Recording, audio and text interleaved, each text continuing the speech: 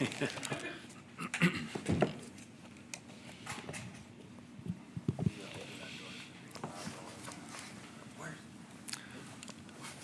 coming off Hawaii and just everything with the travel and the 3 games in 4 days and all that, how important was it to set the tone right away just with the energy, especially on the defensive end? Yeah, I mean, that's the biggest thing we've talked about the last couple of days is getting off to a good start. And, this team has shown Southern that, they will hang in games if you allow them to get off to good starts. And they did that against A&M. They were up 14 at half.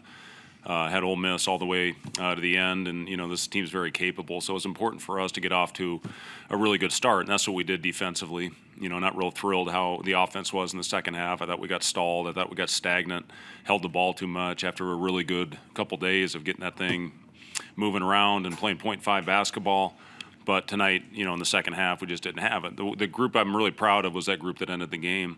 I'm going to give Gavin, a lot of credit for keeping himself ready. He had a good week of practice, and, that's what this thing's all about, is taking advantage of your minutes and going out there and playing to the best of your ability. And I thought he did that on both ends, not only offensively, but I thought he had a couple good defensive possessions out there as well, and that's what leads to more time. And, another guy, probably nobody even realizes it, but, we put Jeff Grace and Cale Jacobson in the game against Oregon State with 9 seconds left. Cale flies across the court to contest a shot. Jeff Grace had maybe our best block out of the night, dives on the floor. People don't see those kind of things, for the behind the scenes, what those guys do for your culture. There's never any, emotional outburst. There's never any adversity with those guys. They just come into work every day, and it's nice to see them go out there and get recognized by their teammates for making those kind of plays. Those are huge at the end of the year, when you're looking at your overall resume. And, I'm proud of that group, for going out there and playing the right way. And sometimes in a blowout, you got to get out there and just try to jack up shots. But that group that finished the game, with Jeff, Henry, Gavin most specifically, those guys were +9 and +7 in under 3 minutes. Gavin played 4. So, just wanted to give those guys a shout out because of what they mean for our program. Yeah, Southern missed its first 11 3-pointers. I think. Just what would you attribute that to with your perimeter defense? Well, as I said it after the game the other night, our defense has to be our constant. We're not a real pretty team, obviously. So defense has to be our calling card. We have to do, every time we step on the floor, that has to be, what gets us going. And we had a little bit of a rhythm. We shot the ball. I think we made 13 threes. But, if we go out there and guard like we have been, then we're going to have a chance to win most nights that we step on the floor. We can't back off that. We're not a finesse team. Last year I thought, we were. Casey, with his shots, CJ, other guys that could get it going from the perimeter. But this team has a chance to be a gritty, dirty, grimy team, similar to what it was a couple years ago with Bandamel and Gary when they were healthy. So I've liked how we've gone out and competed on that end. We've got to get better on the glass. They got 17, but they missed a lot of shots. So, I think it's about 30%. That's the number. We want to keep them under 30% on their offensive rebound percentage. So clean that up, clean the turnovers up, and, hopefully we'll have a chance to have a good season. You mentioned the fast start. I'm curious, at this point of the year, how much is there a non-conference fatigue and that emphasis of getting through this final game without, unscathed again? This is always a dangerous game.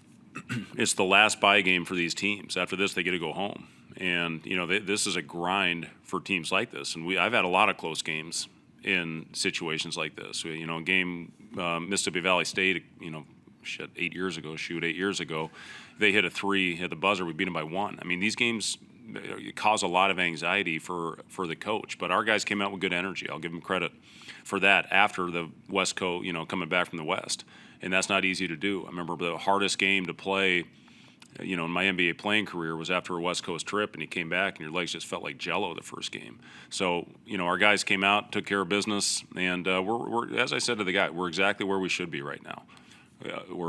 You lose one non-conference game, very similar to last year, and we're 1-1 in league. We won our home game, we lost our road game. So, it's very important here. We have good days of preparation. Guys can't go out and get crazy for New Year's.